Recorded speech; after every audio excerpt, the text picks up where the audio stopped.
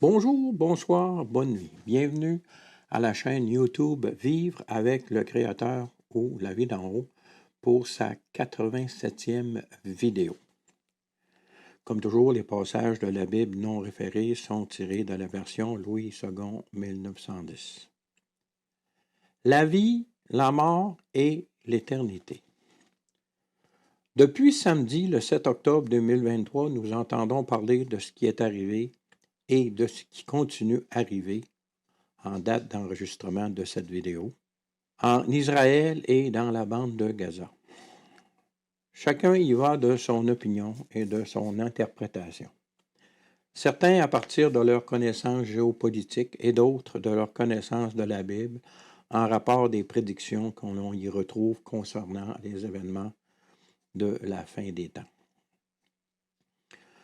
Ce que je veux que nous fassions ensemble aujourd'hui, c'est d'y regarder à la lumière du plan du Créateur pour ces créatures humaines. Commençons par lire un passage qui est une directive donnée à toute l'humanité par le Créateur juste après le jugement accompli par le déluge. Lisons Genèse 9, versets 1 à 9. Dieu bénit Noé et ses fils et leur dit, « Soyez féconds, multipliez et remplissez la terre. Vous serez un sujet de crainte et d'effroi pour tout animal de la terre, pour tout oiseau du ciel, pour tout ce qui se meut sur la terre et pour tous les poissons de la mer, ils sont livrés entre vos mains.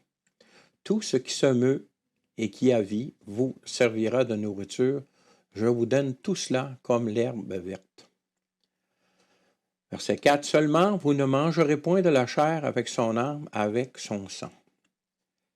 Sachez-le aussi, je redemanderai le sang de vos âmes, je le redemanderai à tout animal, et je redemanderai l'âme de l'homme à l'homme qui est son frère. Si quelqu'un verse le sang de l'homme par l'homme, son sang sera versé, car Dieu a fait l'homme à son image.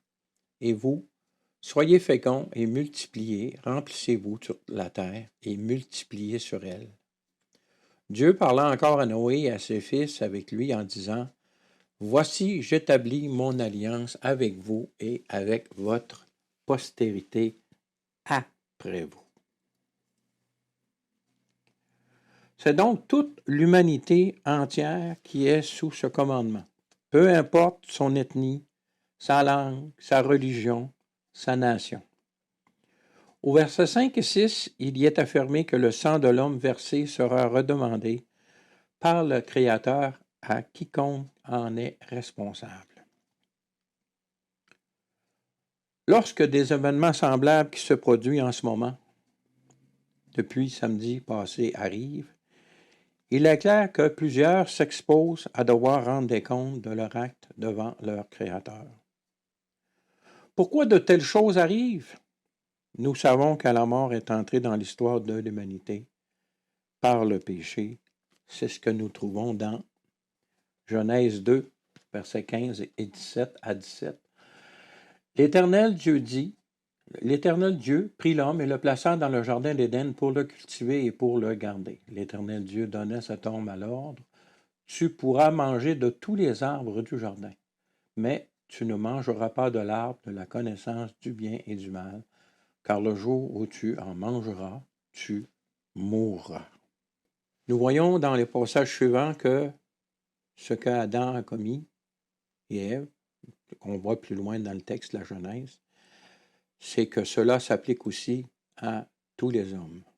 Romains 3, verset 23 nous dit « Car tous ont péché et sont privés de la gloire de Dieu. » Romains 6, verset 23 aussi, quelle coïncidence, « Car le salaire du péché, c'est la mort, mais le don gratuit de Dieu, c'est la vie éternelle en Jésus-Christ, notre Seigneur. » Dans ces courts versets, nous voyons que la mort est le salaire du péché et que nous avons tous commis des péchés. Cela confirme que la mort guette chacun d'entre nous. Heureusement, nous y trouvons aussi que la vie éternelle se trouve en Jésus le Christ, notre Seigneur. Pour bien comprendre le contexte des conséquences du péché qui est entrer dans l'humanité, il faut admettre, que le tout s'inscrit dans l'affirmation de la première partie du verset de 2 Thessaloniciens 2, verset 7, car le mystère de l'iniquité agit déjà. Ce mystère qui se déroule en ce moment pour un temps limité d'avance par le souverain créateur peut être résumé par les passages suivants. Romains 11, versets 32 à 36. Car Dieu a renfermé tous les hommes dans la désobéissance, pour faire miséricorde à tous. Donc, pas d'exception de personne. Tous sont appelés à bénéficier de la miséricorde de Dieu. Verset 33, continuons. Hors profondeur de la richesse, de la sagesse et de la science de Dieu, que ses jugements sont insondables et ses voies incompréhensibles, car qui a connu la pensée du Seigneur ou qui a été son conseiller? Qui lui a donné le premier pour qu'il ait à recevoir en retour? C'est de lui, par lui et pour lui que sont toutes choses, à lui la gloire dans tous les siècles. Amen. Au verset 32, nous voyons que Dieu veut faire miséricorde à tous, ce qui est confirmé par 2 Pierre 3, versets 1 à 9. Voici déjà, bien-aimés, la seconde lettre que je vous écris. Dans l'une et dans l'autre, je cherche à éveiller par des avertissements votre saine intelligence, afin que vous vous souveniez des choses annoncées d'avance par les saints prophètes et du commandement du Seigneur et Sauveur, enseigné par vos apôtres, sachant avant tout que dans les derniers jours, il viendra des moqueurs avec leur raillerie, marchant selon leur propre convoitise et disant « Où est la promesse de son avènement? Car depuis que les pères sont morts, tout demeure comme dès le commencement de la création. » Il y a un cynisme qui s'est installé dans ceux qui attendent le retour du Seigneur depuis les années, spécialement en 1988, lorsqu'il y a eu une grande attente et que ce n'est pas arrivé. Là. Alors, continuons notre lecture au verset 5. Ils veulent ignorer en effet que des cieux existèrent autrefois par la parole de Dieu, de même qu'une terre tirée de l'eau est formée au moyen de l'eau, et que par ces choses le monde d'alors périt, submergé par l'eau.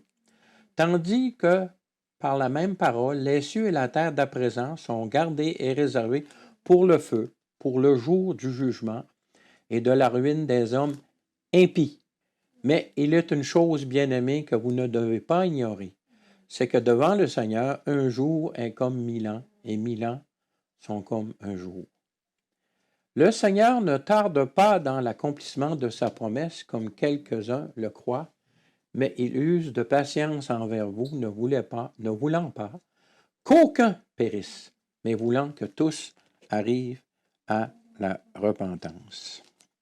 Un temps prédéterminé est donc alloué aux hommes, afin qu'ils puissent exercer leur liberté et ainsi faire le choix qui leur est offert entre la vie et la mort.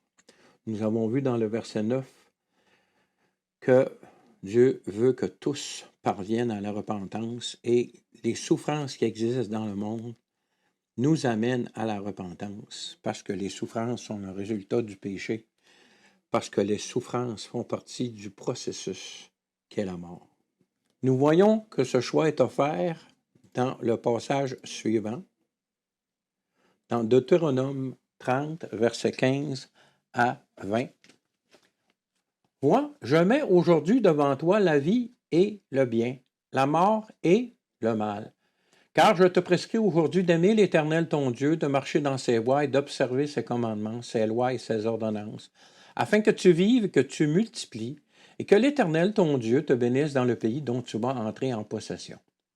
Mais si ton cœur se détourne, si tu n'obéis point, si tu te laisses entraîner à te prosterner devant d'autres dieux et à les servir, je vous déclare aujourd'hui que vous périrez, que vous ne prolongerez point vos jours dans le pays dont vous allez entrer en possession après avoir passé le Jourdain.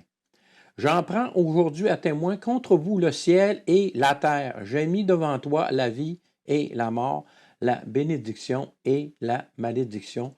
Choisis la vie afin que tu vives, toi et ta postérité. Pour aimer l'Éternel ton Dieu, pour obéir à sa voix et pour t'attacher à lui, car de cela dépendent ta vie et la prolongation de tes jours, et c'est ainsi que tu pourras demeurer dans le pays que l'Éternel a juré de donner à tes pères, Abraham, Isaac et Jacob. Ce passage s'adresse clairement au peuple d'Israël concernant le pays que l'Éternel promit à Abraham pour sa descendance qu'il a eue avec Sarah. Comme l'Éternel a aussi promis à Abraham que toutes les nations seraient bénies par cette descendance, nous pouvons utiliser ce passage aussi pour toutes les nations si nous identifions le pays promis comme étant la vie éternelle qui est disponible à tous par la mort et la résurrection du Seigneur Jésus le Christ, qui est, lui, la descendance finale et ultime de cette lignée débutée par Isaac, le fils de Sarah. C'est ce que nous confirment les passages suivants dans l'affirmation de la souveraineté du Créateur et dans le moyen offert pour obtenir cette promesse de la vie éternelle.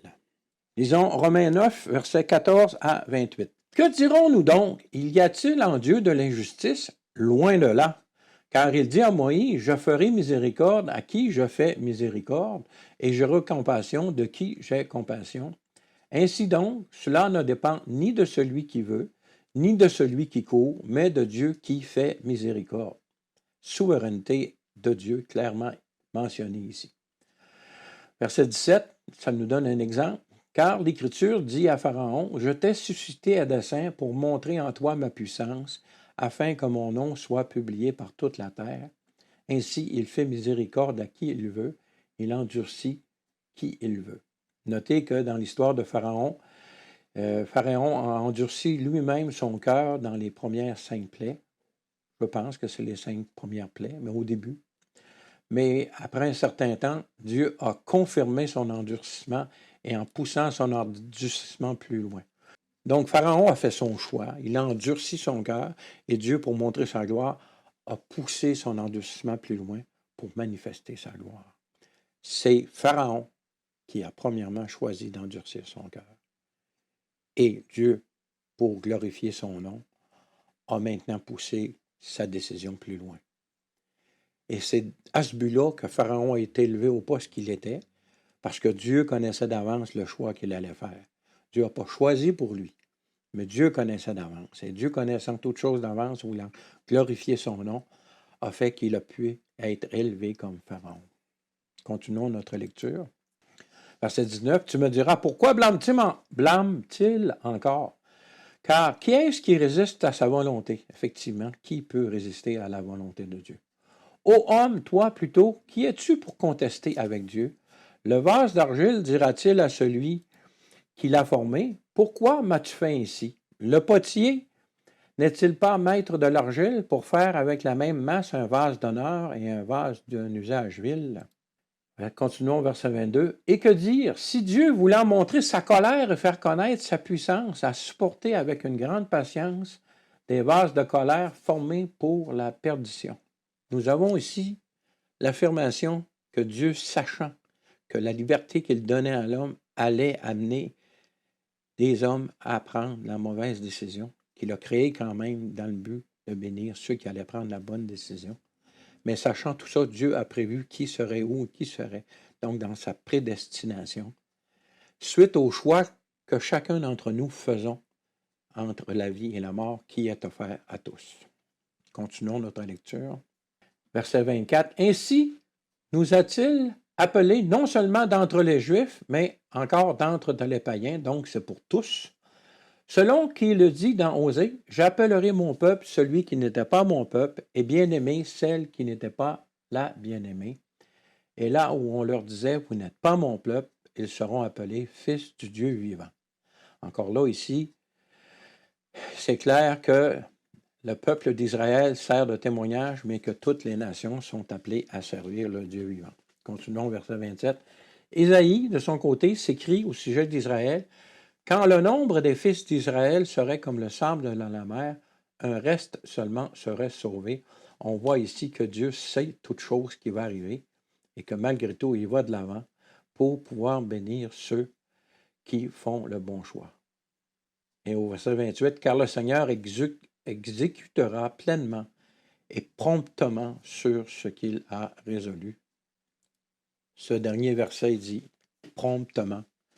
On ne parle pas de millions d'années ici. Donc, selon les enseignements bibliques, si vous regardez mes vidéos précédentes. Et le passage que nous avons lu dans Pierre, qu'un jour est comme 1000 ans et 1000 ans comme un jour. Je crois sincèrement que la parole de Dieu enseigne que le mystère de l'iniquité, le temps du péché sur la terre, sera de 7000 ans. Et nous sommes proches du 6000 ans, accompli déjà. Et il y a 1000 ans de réservés pour le règne de Jésus-Christ sur terre lorsqu'il reviendra après les 7 années de grande détresse.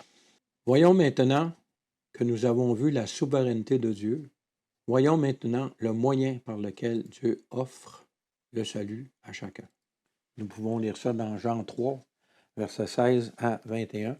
Car Dieu a tant aimé le monde qu'il a donné son Fils unique afin que quiconque croit en lui ne périsse point, mais qu'il ait la vie éternelle. Dieu, en effet, n'a pas envoyé son Fils dans le monde pour qu'il juge le monde, mais pour que le monde soit sauvé par lui. Celui qui croit en lui n'est point jugé, mais celui qui ne croit pas est déjà jugé parce qu'il n'a pas cru au nom du Fils unique de Dieu. Et ce jugement, c'est que la lumière étant venue dans le monde, les hommes ont préféré les ténèbres à la lumière parce que leur œuvre était mauvaise. Car quiconque fait le mal est la lumière et ne vient point à la lumière, de peur que ses œuvres ne soient dévoilées. On voit ici clairement le choix que chaque être humain a à faire. Mais celui qui agit selon la vérité vient à la lumière afin que ses œuvres soient manifestées parce qu'elles sont faites en Dieu. Dans le mystère de l'iniquité, nous avons vu ici la souveraineté de Dieu qui, malgré tout, sachant que certains allaient choisir la mort, a décidé de créer afin de bénir ceux qui choisissent la vie.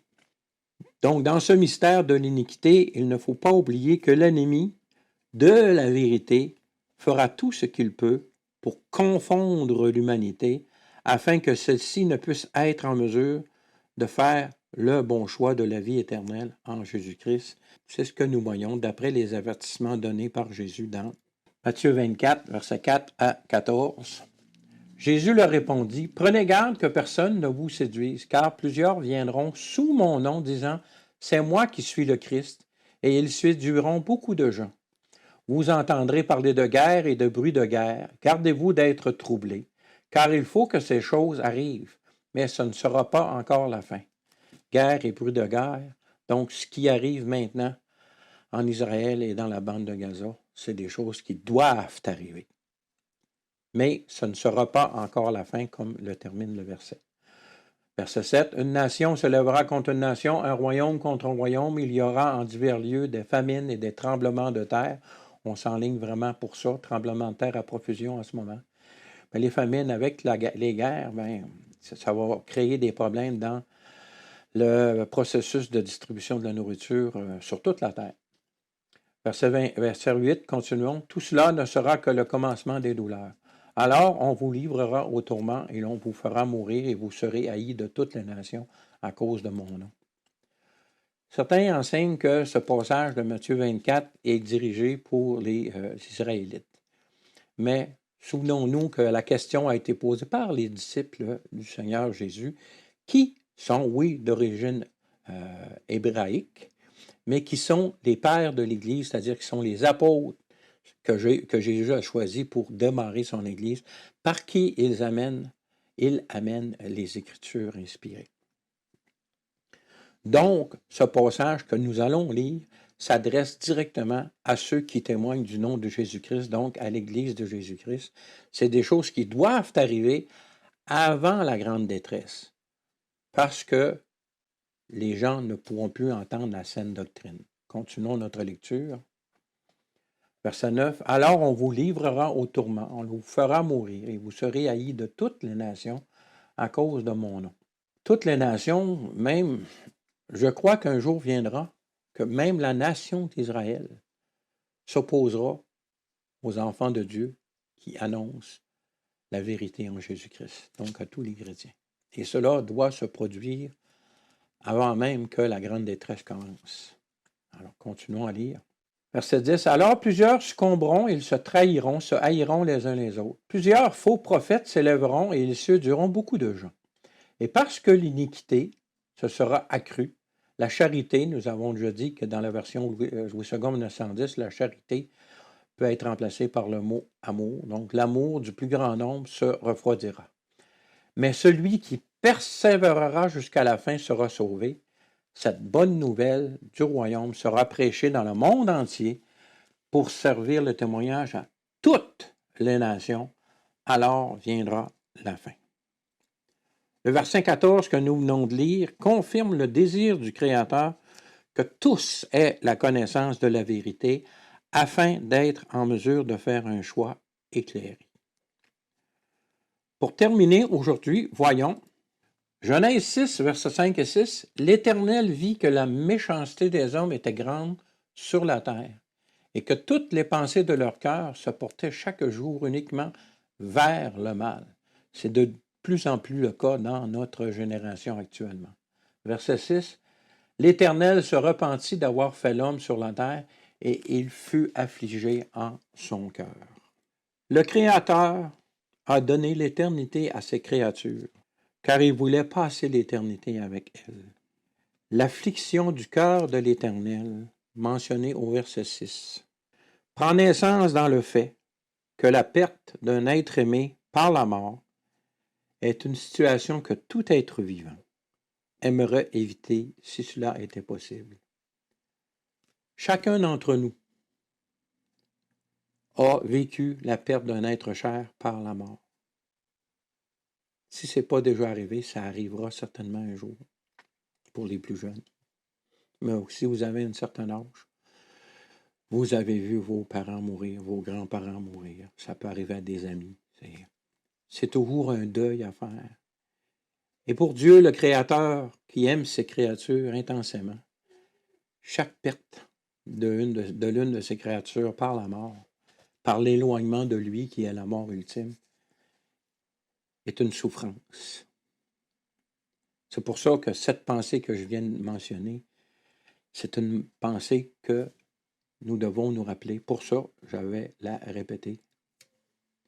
Le Créateur a donné l'éternité à ses créatures car il voulait passer l'éternité avec elles. C'est la vérité de base de l'existence de la création.